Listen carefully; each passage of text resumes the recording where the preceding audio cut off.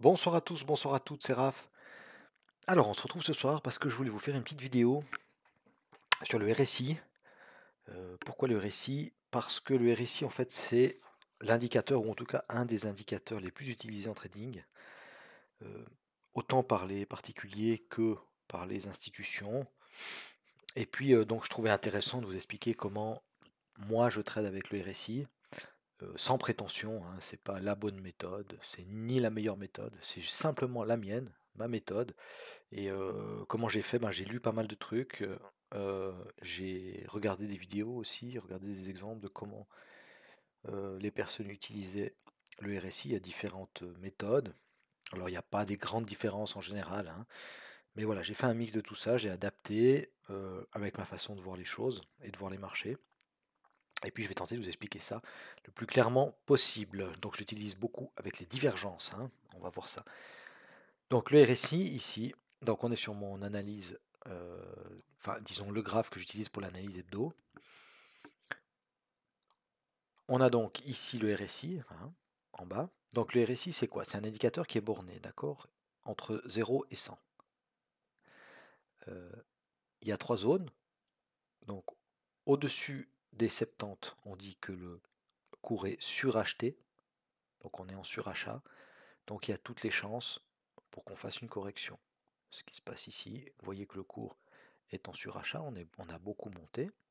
D'accord? Le RSI suit le cours, il monte, il arrive en zone de surachat, et hop, on fait une correction. La zone 30, en dessous de la zone 30, lorsqu'on casse les 30, on dit que le cours est survendu. Donc c'est tout simplement l'inverse, hein. Quand on arrive dans cette zone-là, vous voyez, le cours descend, le RSI baisse également, il arrive en zone de survente, et il y a une petite correction haussière, enfin même une belle correction haussière. Alors ce qu'il faut savoir, c'est que ce ne sont pas des signaux, hein. Quand on casse la zone 70 ou la zone 30, il ne faut pas se mettre à acheter ou à vendre. C'est pas du tout comme ça que ça marche. Ça peut marcher de temps en temps, mais c'est pas le but, et ça marchera pas très longtemps comme ça. Pour être, rentable, pardon, sur le long terme, il faut avoir plus que ça, hein. C'est toujours ce qui prime, c'est bien évidemment le price action, mais on va céder du RSI pour confirmer éventuellement nos setups. On va voir ça plus tard.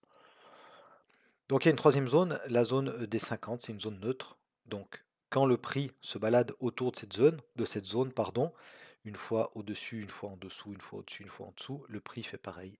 Hein, on est dans un range à ce moment-là. On le voit très bien ici. D'accord? On a le même range sur le RSI que sur le cours. Ok. Tac, tac. Voilà.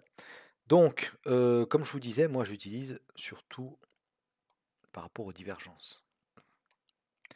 Ce qu'il faut savoir, c'est qu'il y a deux types de divergences. Il peut y avoir des divergences haussières et des divergences baissières. Donc une divergence haussière, elle apparaît toujours dans une tendance court terme baissière. D'accord? Tendance court terme baissière, divergence haussière. Et inversement, une divergence baissière, pardon, elle apparaît toujours après une tendance court terme haussière. Ok? On parle bien de la tendance court terme. Ici, on est sur du 4 heures. D'accord?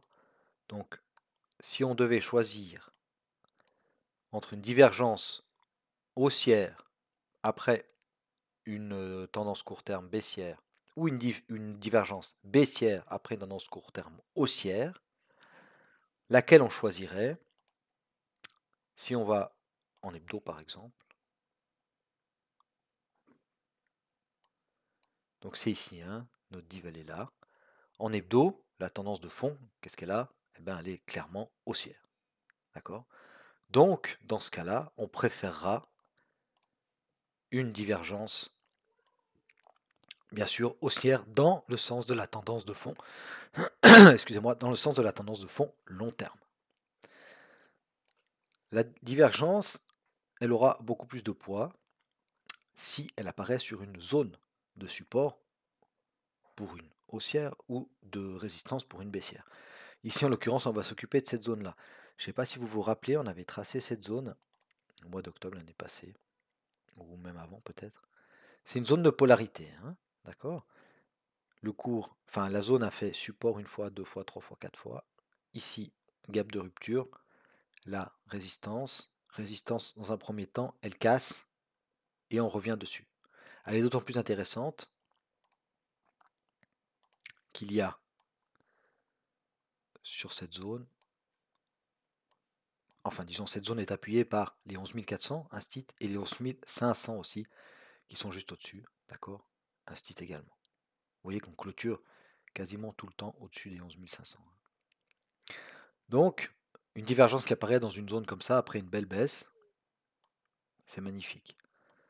Alors, pourquoi c'est une divergence? On se rappelle, le RSI, d'accord, le cours baisse, le RSI baisse. Ici, le RSI fait un plus bas, et là, il fait un autre plus bas. Donc, le deuxième plus bas ici, il est plus bas que le précédent plus bas. On est d'accord. Le RSI, quant à lui, il fait un plus bas, et après, il refait un plus bas.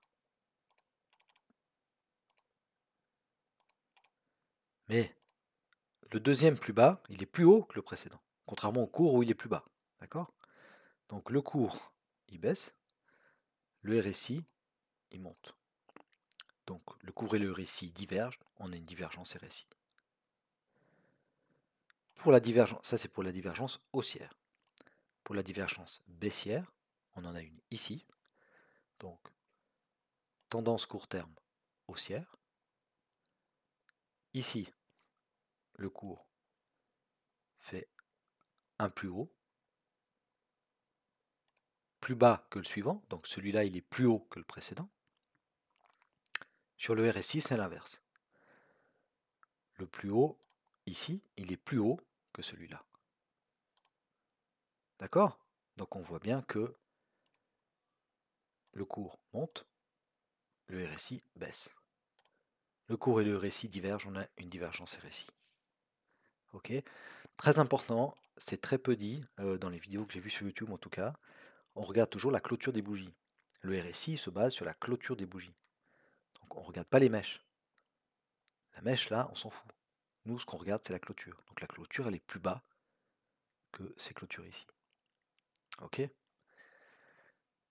Le RSI, pendant que la bougie est en train de monter, de descendre, d'accord, pendant que le cours est en train d'évoluer, il bouge avec, hein. Donc ici, c'est facile. On est en train de réécrire l'histoire. Il fallait acheter ici, et puis il fallait vendre là. On pouvait gagner beaucoup d'argent, oui. Mais sur le moment, le RSI, il bouge. Donc, on est obligé d'attendre les clôtures des bougies pour voir. Bah, ici, par exemple, s'il casse cette zone, là, si c'est vraiment un plus bas, puis qui va remonter, enfin tout ça, on est vraiment obligé d'attendre les clôtures. C'est important. Voilà. Alors, on va effacer celle-là, on va travailler l'autre.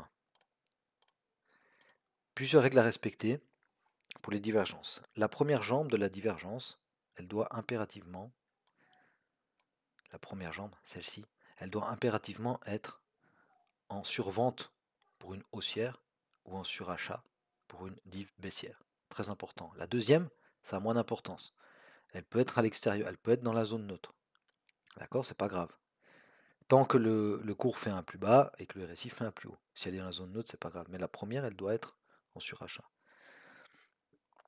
Deuxième chose importante, entre le premier bas du RSI ici, ou le premier haut, hein, si on est sur une div baissière, il doit y avoir un minimum de 5 bougies et un maximum, alors là les avis divergent, mais entre 15 et 20. Pour moi, c'est 15. S'il y a une belle div avec 16 bougies sur une belle zone, je vais quand même la prendre, hein, d'accord? Mais j'essaie de respecter le 15. Ça permet de trier un peu plus encore les divergences, d'être un peu plus exigeant. Donc ici, d'accord, la bougie qui fait le creux, le premier creux, c'est celle-là. 1, 2, 3, 4, 5, 6, 7, 8, 9. Donc on est entre 5 et 15. Donc ça, c'est validé. Le bruit du RSI. Le bruit, qu'est-ce que c'est le bruit? Le bruit, on va effacer ça. Hop. Alors, le bruit du RSI, c'est ça. En fait, sur une divergence haussière, vous avez on regarde les deux creux, d'accord? Il y en a un plus haut que l'autre, on est d'accord. Eh bien, il faut regarder le point le plus haut du RSI entre les deux creux. Ce point-là s'appelle le bruit. Et ce bruit, il ne doit pas être plus haut que 40 dans le cas d'une divergence haussière. Il ne doit pas être plus bas que 60 dans le cas d'une divergence baissière. Donc tant celui-ci qui a 65 que celui-ci qui a 30 respectent aussi ces critères. La dernière règle, qui n'est pas la moins importante, qui est même la plus importante, c'est on ne prend que des divs qui apparaissent sur des zones de prix, sur des chiffres ronds, sur des pivots, sur une zone de support, de résistance, etc. etc. D'accord? Divergences qui apparaissent au milieu de nulle part, ça ne nous intéresse pas. Alors, honnêtement, le prix, il change jamais de direction, à moins d'une grosse news. Et puis encore, même les grosses news, souvent, ils sont sur des résistances ou des supports. Mais il y a des fois où on ne voit pas, où on ne comprend pas. Pourquoi est-ce qu'il s'arrête là? Pourquoi est-ce qu'il baisse là? Pourquoi est-ce qu'il rebondit là? Eh ben, si on ne comprend pas, on ne prend pas. On ne prend pas parce que on ne saura pas, on peut pas, on n'a pas le droit de prendre un trade. Et puis que si quelqu'un vient nous dire mais pourquoi tu as pris ce trade? Aucune idée. On ne peut pas faire ça. Même si on gagne le trade, on ne peut pas. Parce qu'à la longue, de nouveau, on sera perdant. Ok? Alors ensuite, pour l'entrée en position. L'entrée en position se fera à la cassure du bruit. Donc là, on va regarder son RSI. Donc on a dit que le bruit, il était ici. Hein. Au moment où on casse le RSI, donc on met son curseur, voilà, c'est sur cette bougie ici. Donc on attend la clôture de cette bougie. Et à la clôture de cette bougie, on a cassé le bruit sur le RSI. D'accord? Donc l'entrée en position se fera ici à la clôture de cette bougie. Pour les gens qui veulent optimiser leur entrée, quand on a un railroad track comme ça, une grande englobement, donc c'est une bougie quand même qui fait 408, elle fait 180 points à peu près, cette bougie, donc c'est une grosse bougie, d'accord? Pour optimiser son entrée et avoir encore un meilleur ratio, ce qu'on peut faire, surtout qu'en 4 heures on a le temps de le faire, c'est on prend un Fibo, on fait un Fibo de l'englobement et on cherche une entrée vers les 50% du RSI. Là, on allait piquer beaucoup plus bas, hein. Mais très souvent, on vient repiquer les 50%. Donc pour chercher une entrée là, il faut passer en 1 heure par exemple. Alors ça, c'est déjà une technique un peu plus avancée, hein. Si vous ne voulez pas vous embêter avec ça, on rentre à la clôture de la bougie qui casse le bruit. Point final. Le stop, on va le mettre. Alors on doit le mettre sous la mèche. Nous, on a fait une zone, donc on veut le mettre sous la zone quand même. Parce que si on vient piquer la zone, ce serait dommage de se faire sortir. D'accord? On regarde, il y a un instit par là. Il y a les 11 300. On va mettre juste en dessous. Hop, 11 272. On va faire comme ça. Voilà. D'accord? Maintenant, donc le stop, il est placé. Donc on va voir le TP. Alors, moi je fais toujours pareil pour le TP. Fibo du dernier swing baissier.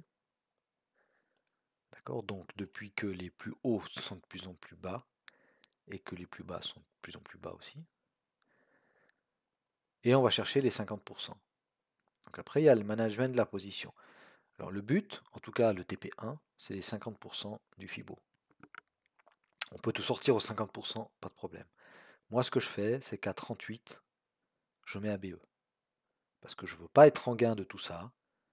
Et puis me prendre un stop. Voilà.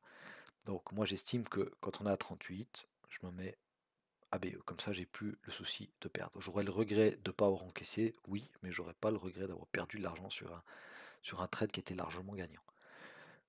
Deuxième chose, sur les 50%, il y a moyen de faire un TP1, alors de tout sortir, oui, ou de faire un TP1. Regardez, le 50% ici, il correspond à cette zone-là, où pendant 20 heures, 1, 2, 3, 4, 5, pendant 20 heures, on a travaillé la zone. Donc, c'est pas pour rien qu'il y a cette réaction ici, hein. On l'a travaillé, cette zone. Et on sait que là, il y a des vendeurs. Les acheteurs avaient essayé de prendre la main, boum, c'est parti à la vente. Donc là, on savait que, enfin, on savait.